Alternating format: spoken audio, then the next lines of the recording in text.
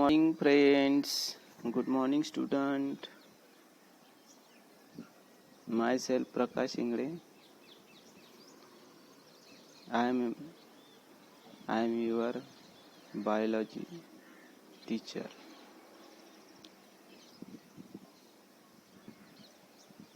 मैं आपको बायोलॉजी पढ़ाऊंगा।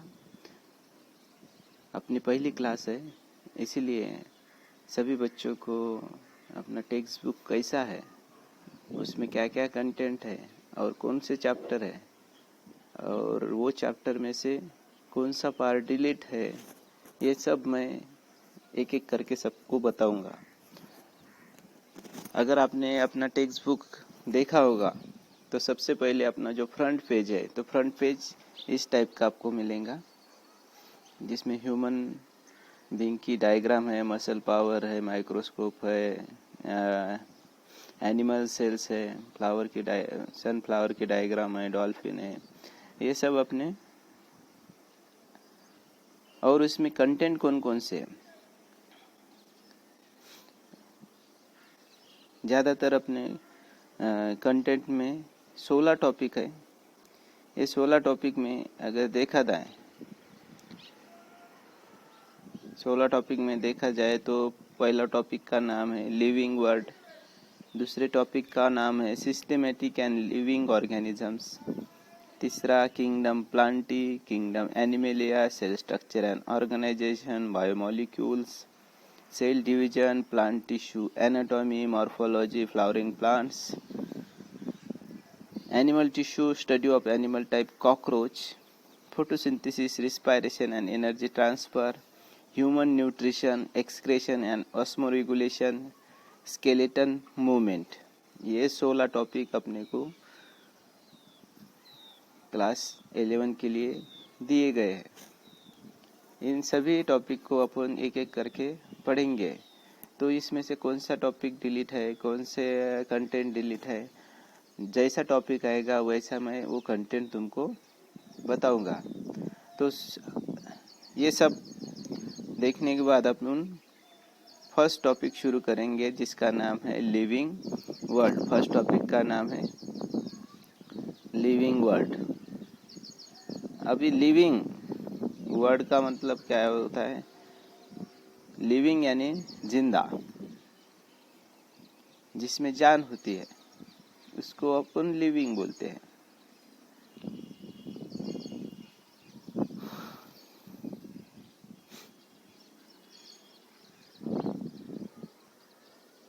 अभी इसमें कैन यू रिकॉल, अभी शुरुआत से देखा जाए तो फर्स्ट क्वेश्चन इसमें कैन यू रिकॉल, जो अपन ने 5वीं कक्षा 6वीं 7वीं 10वीं तक जो पढ़े होंगे, तो उसमें का अपने को कौन सा टॉपिक इससे रिलेटेड था, तो अपन रिकॉल करने के लिए क्या करेंगे, कुछ क्वेश्चन देखेंगे। What is the difference between living and non living things. Living यानी जिसमें जान है, वो जिसमें जान नहीं है उसको नॉन लिविंग कहते हैं। तो अपन देखे कि लिविंग कौन से है, जिस चीज में प्लांट हो गया, एनिमल हो गए, इसमें कैसे अपने को जान मिलती है, लेकिन कुछ इसमें नहीं मिलती है, जैसे पत्थर है, टेबल है, कुर्सी है, पर्वत है, ये इनमें अपने को जान नहीं मिलती। इनको क्या बोलते हैं? Non living things. Living and non living things, ये हो गए उसने difference. Enlist the character of living things. क्या कैरेक्टर्स होते हैं लिविंग ऑर्गेनिज्म से? तो दे आर मूवेबल, यानी हिल सकते हैं, उसमें जान रहती है। उसके बाद में उसकी हाइट बढ़ती है, यानी उसकी ग्रोथ होती है। उसके बाद में उसके जैसे शुरुआत से अगर देखा जाए तो उसमें और कौन कौन से कंटेंट आते हैं लिविंग ऑर्गेनिज्म के कैरेक्टर में, तो देखा जाए तो जैसे वो जन्म लेता है वैसे उसकी मृत्यु भी होती है, यानी वो कुछ कालावधि तक उसमें जान रहती है, विशिष्ट अंतराल के बाद उसमें से जान खत्म हो जाती है। यह है लिविंग ऑर्गेनिज्म के कुछ characters. Whether all organisms are similar, justify your answer. No, every organisms are not similar because variations और डाइवर्सिटी यानी जैव विविधता जो बोलते हैं अपन, वेरिएशंस, जो अपने भाई भाई बहन रहते हैं, अपनी बहन अपने से अलग रहती है, अपना भाई अपने से अलग रहता है। हर प्लांट देखो, उसकी किसकी हाइट कम रहती है, किसकी हाइट ज़्यादा रहती है, कुछ इसमें फ्लावर्स आते हैं, कुछ में नहीं आते हैं। तो ये डाइवर्सिटी है करके अपन क्या बोलते हैं कि जो अपना क्वेश्चन था कि what are whether all organisms are similar. No, अपना आंसर क्या रहेगा? नो। अपना आंसर जस्टिफाई करो बोलते। तो जिसको जैसे लगता उसने वैसे आंसर देना है। अगर देखा जाए तो अपन शुरुआत अभी इंट्रोडक्शन से करेंगे कि what is the living world. Living world में क्या है? तो लिविंग वर्ल्ड में कुछ planet earth is made of abiotic and biotic factors. Abiotic and biotic factors, जैसे जिसमें जान है उसको अपन बायोटिक फैक्टर बोला है, जिसमें जान नहीं था बायोटिक कंपोनेंट देखे जाए। The biotic component are obviously living beings and present around us. The question is, why do we call living and how do they differ from non-living? अगर हवा भी मूवेबल है, क्या मूव कर सकती है, लेकिन उसको अपन लिविंग थिंग बोल सकते क्या? नहीं बोल सकते, नॉन लिविंग थिंग हो जाएगा वो।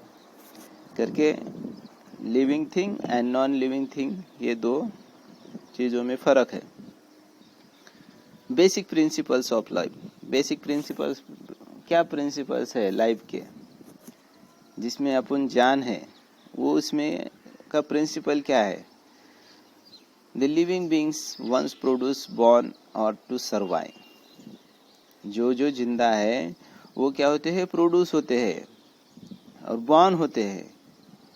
Has to survive, for survival it need energy, many chemical molecules for energy, has platform metabolism, breaking of molecules, catabolism, and making of new molecules, anabolisms.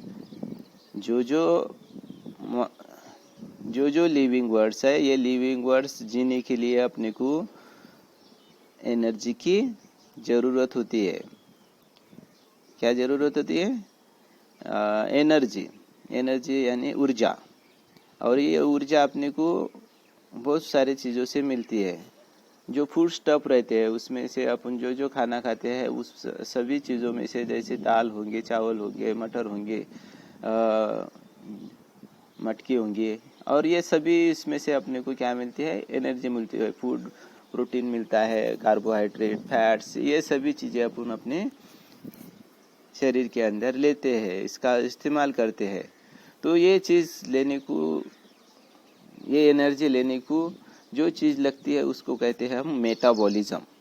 अब ये मेटाबॉलिज्म दो टाइप के होते हैं। Metabolism generally, metabolism का अर्थ है सही मायने में कि ब्रेकिंग ऑफ मॉलिक्यूल्स, यानी काटना। ये ऐसे मॉलिक्यूल्स रहेंगे, इसको छोटे छोटे हिस्सों में काट लेना, उसको बोलते हैं मेटाबॉलिज्म। ब्रेकिंग ऑफ मॉलिक्यूल्स, उसमें कैटाबॉलिज्म रहेगा और एनाबॉलिज्म रहेगा।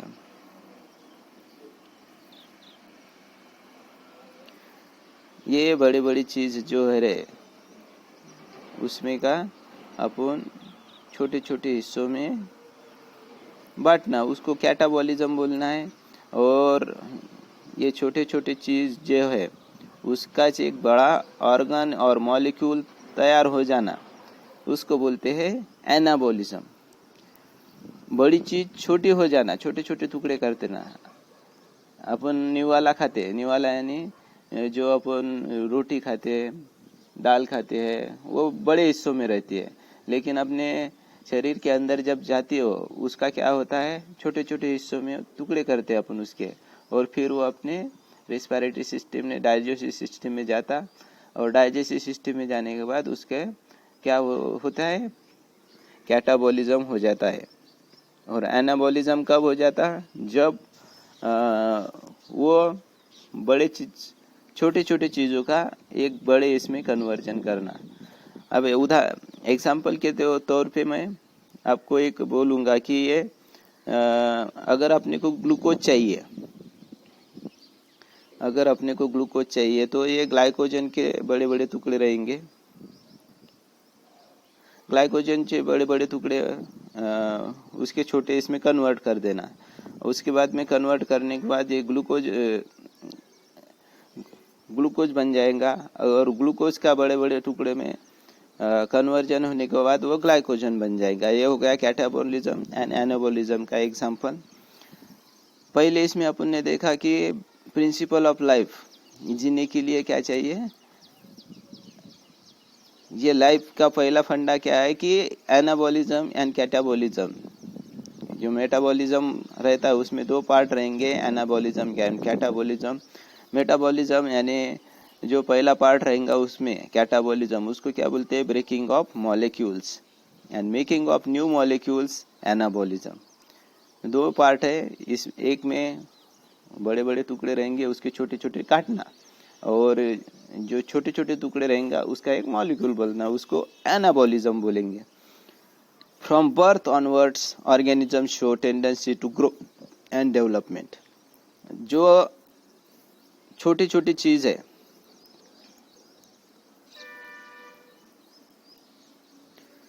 ये हो गए। दूसरी चीज क्या हो गई कि ग्रोथ एंड डेवलपमेंट। अगर एक छोटा सा नन्हा सा बच्चा है तो उसकी ग्रोथ होना यानी क्या होना, उसके हाथ बढ़ना, पैर बढ़ना, उसके शरीर का सभी अंगों का जो आकार है उसमें बढ़ोतरी होना, उसको बोलते हैं ग्रोथ। एंड डेवलपमेंट जैसे जैसे एक ही चीज की नहीं होंगे, पूरे चीज के अपने को डेवलपमेंट मिलेंगे। Growth is well orchestrated process. जैसे ऑर्केस्ट्रा में अपन ने देखे कि ग्रोथ कैसी है, एक ऑर्केस्ट्रेटेड प्रोसेस। ऑर्केस्ट्रा में क्या रहता है, जो बैंजो रहता है, हारमोनियम रहता है, उसके बाद में फिडल रहता है, तो ये और गाना, माइक, ये सभी चीज़ कैसे वेल ऑर्गेनाइज तालबद्ध तरीके से की जाती है और एक सुर आता है उसके। वैसे ही अपना जो डेवलपमेंट है ये भी क्या है, वेल ऑर्केस्ट्रेटेड प्रोसेस है। You might have to observe sand molecule and boulders grow etc. क्या आप जानते हैं कि जो एक आधे सैंड मोल्ड्स है, क्यों पत्थर रहेंगे और एक आधा पर्वत रहेगा, इसकी कभी ग्रोथ होते हुए देखे? This growth is not formed within and hence they are non living beings. किसी पर्वत को अपन ने ग्रोथ एंड डेवलपमेंट हुई देखा है? किसी पत्थर को देखा है?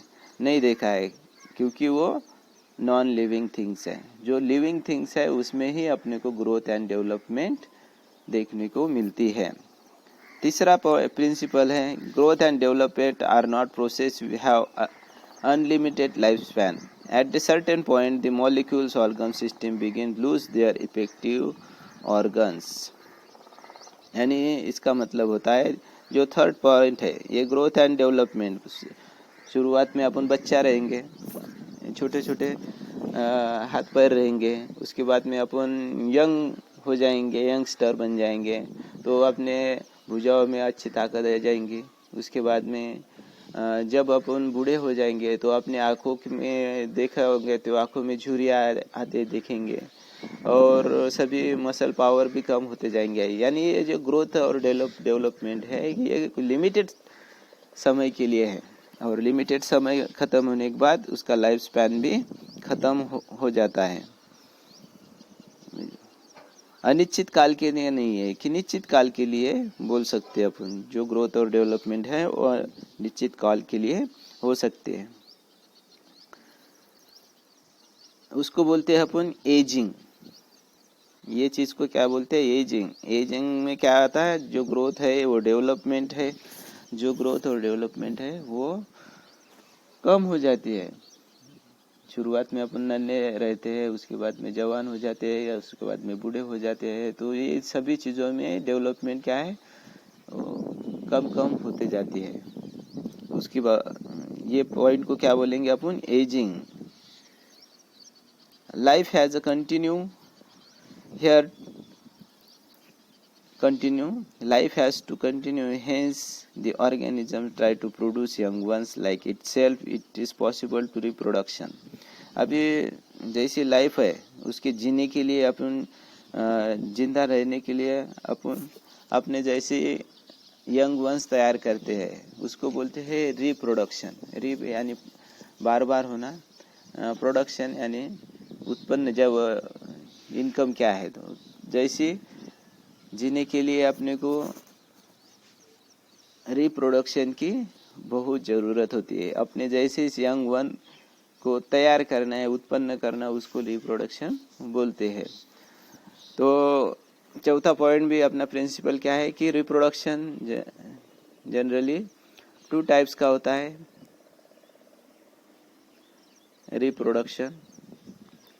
रिप्रोडक्शन में asexual reproduction and sexual reproduction।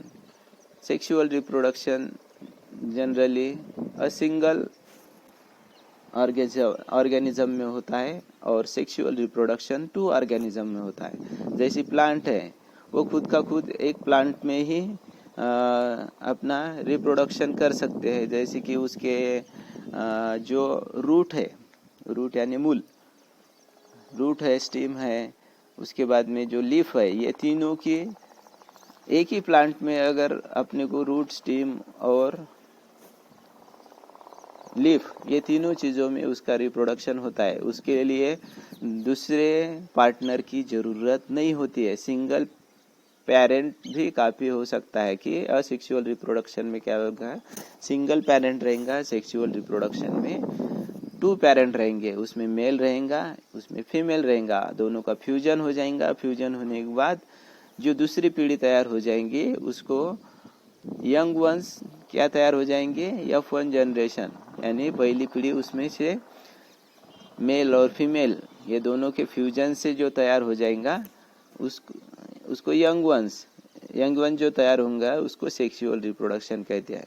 और सिंगल पेरेंट जो रहेगा, वो सिंगल पेरेंट का जो यंग वंस रहेगा, वो सिंगल पेरेंट में एक तो उसके रूट से हो जाएगा, एक तो उसके स्टीम से हो जाएगा, और एक तो उसके लिप से सेक्सुअल रिप्रोडक्शन हो जाएगा। तो ये सभी चीज़ें अपन ने लाइफ के बारे में पढ़ी है। तो लाइफ के बारे में पढ़ते समय अपन ने क्या क्या चीज़ ख्याल में रखना है।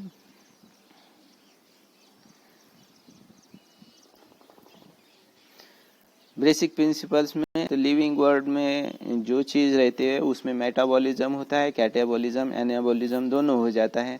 दूसरे बाद उसमें डेवलपमेंट हो जाती है, ग्रोथ हो जाती है। तीसरी उसमें एजिंग प्रॉब्लम हो जाता है। एजिंग लिमिटेड समय के लिए उसके एजिंग रहता है, और उसके बाद में उसकी लाइफ स्पैन ख़त्म हो जाती है।